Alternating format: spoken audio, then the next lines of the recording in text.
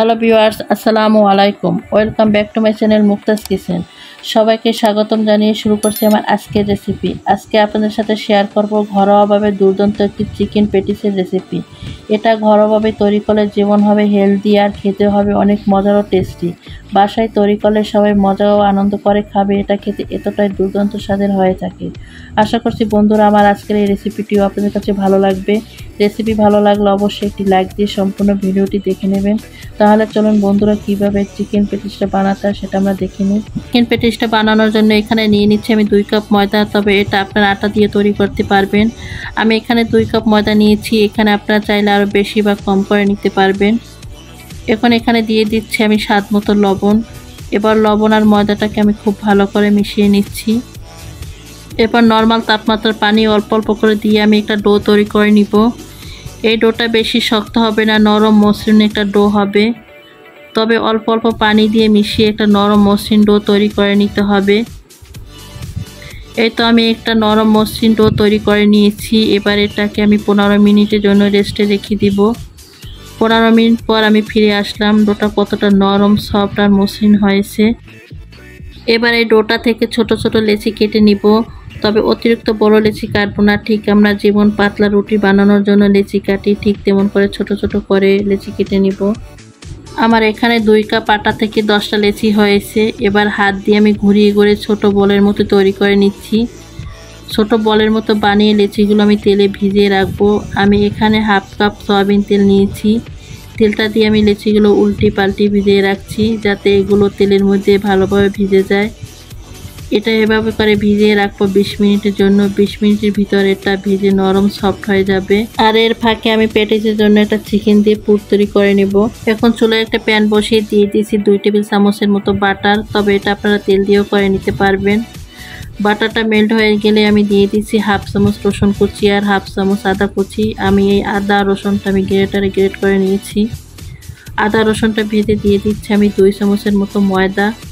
তো এখানে আপনার ময়দার পরিবর্তে আটাটাও দিতে পারবেন। ময়দাটা দিয়ে আমি ভেজে নিচ্ছি। ভেজে নিয়ে দিয়ে দিচ্ছি এখানে আমি 1 কাপ চিকেন। আর এই চিকেনটা আমি আগেই সিদ্ধ করে ছাড়িয়ে নিয়েছিলাম, আর সেটা এখন আমি এখানে দিয়ে দিচ্ছি। এবার এই ময়দাটার ভিতরে দিয়ে আমি 1 মিনিটের মতো ভেজে নিচ্ছি চিকেনটা। আমি ভেজে নিয়েছি। এখন এখানে অ্যাড করে দিচ্ছি আমি 2 কাপ পরিমাণে লিকুইড দুধ। এবার এই দুধের সাথে আমি চিকেনটা খুব ভালো করে নাড়াচাড়া করে মিশিয়ে দিচ্ছি। মিশিয়ে দিয়ে এখন এখানে আমি কিছু মশলা অ্যাড করব। প্রথমে দিয়ে দিচ্ছি আমি স্বাদ মতো লবণ। এবার দিয়ে দিচ্ছি সামান্য আমি জিরার গুঁড়া। এবার দিচ্ছি সামান্য আমি ধনিয়ার গুঁড়া। এখন দিয়ে দিচ্ছি এখানে আমি সামান্য গোলমরিচের গুঁড়া। যেহেতু এটা বাচ্চারা খাবে তাই একটু বুঝে ঝালটা দিতে হবে। এবার দিয়ে দিচ্ছি আমি হাফ চামচ অরেগানো। তবে এই অরেগানোটা দেওয়ার চেষ্টা করবেন, এই অরেগানোটার জন্যই কিন্তু এই পুরটা থেকে সুন্দর একটা ফ্লেভার আসবে। এখন দিয়ে দিচ্ছি 1 চামচ চিলি ফ্লেক্স। তবে এই চিলি ফ্লেক্সটা বুঝে দিতে হবে, যদি ঝাল হয় তাহলে কমিয়ে দিতে হবে। এবার দিয়ে দিচ্ছি বড় চামচের 1 চামচ চিনি। সব মশলা দেওয়ার পরে এখন চিকেনটার সাথে খুব ভালো করে নেড়ে মিশিয়ে দিচ্ছি। তবে এখানে আপনারা চাইলে আপনাদের পছন্দ মতো যে কোনো সবজিও ব্যবহার করতে পারেন। আমি এখানে আজকে কোনো সবজি ব্যবহার করছি না, শুধু চিকেনটা দিয়ে পুরটা তৈরি করে নিচ্ছি। তো মশলাটার সাথে আমি ভালো করে নেড়ে পুরটা তৈরি করে নিয়েছি। এখন এটা আমি চুলা থেকে তুলে নিচ্ছি। এদিকে দেখুন ডোগুলো তেলে ভিজে নরম সফট হয়ে গেছে। এবার এখান থেকে আমি একটা ডো নিয়ে নিচ্ছি, আর চপিং বোর্ডে আমি প্রথমে একটু বেশি করে তেল দিয়ে নিচ্ছি। তেলটা দিয়ে নিলে এখানে রুটিটা স্প্রেড করতে সুবিধা হবে। তারপর আমি লেচিটাকে এভাবে হাত দিয়ে চেপে চেপে স্প্রেড করে দিচ্ছি। এটাকে বেলার কোনোই দরকার নেই, হাত দিয়ে এভাবে একটু স্প্রেড করে পাতলা বড় একটা রুটির মতো বানিয়ে নিতে হবে। এটা এভাবে হাত দিয়ে স্প্রেড করে পাতলা করতে গেলে কিছুটা অংশ ছিঁড়েও যেতে পারে, তাতেও কোনো সমস্যা নাই। তবে যতদূর সম্ভব পাতলা করে নিতে হবে। তবে যত পাতলা করে নেবেন প্যাটিসটা কিন্তু তত বেশি ভালো হবে। আমি পাতলা করে নিয়েছি। এবার এটা ভাঁজ করে নিব।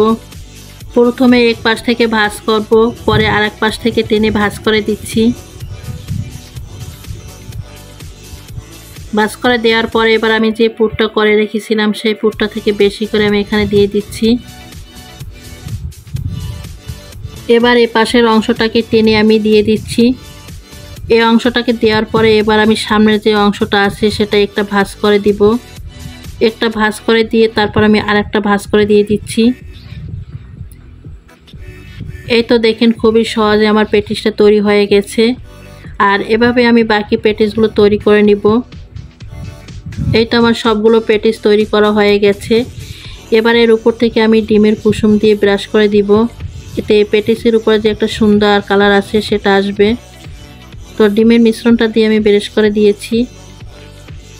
এখন এটার উপর থেকে আমি সাদা তিল দিয়ে দিচ্ছি। তিলটা দিলে দেখতে সুন্দর লাগবে, তবে এটা যদি আপনাদের হাতের কাছে না থাকে না দিলেও হবে।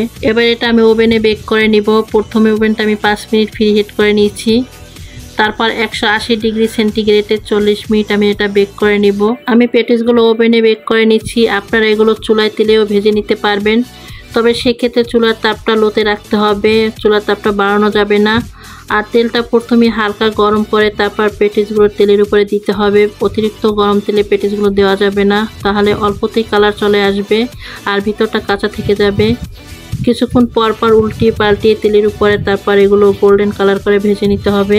আমি এই প্যাটিসগুলো 40 মিনিট বেক করে নিয়েছি। এবার এটা আমি ওভেন থেকে বের করে নিচ্ছি। এই তো খুবই সহজভাবে তৈরি হয়ে গেল আমার চিকেন প্যাটিসগুলো।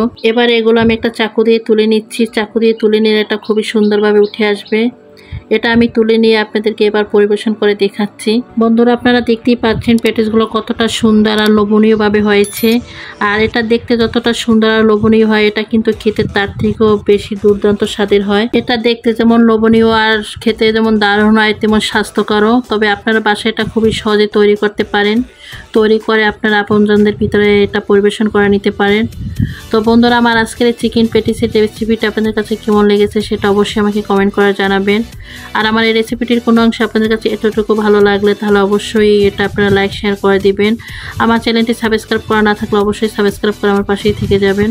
তো বন্ধুরা, আজকে এ পর্যন্তই। সবাই ভালো থাকবেন, সুস্থ থাকবেন, সবাই সবার জন্য দোয়া করবেন। আবার দেখা হবে নতুন কোনো রেসিপি নিয়ে। সে পর্যন্ত সবাই ভালো থাকবেন।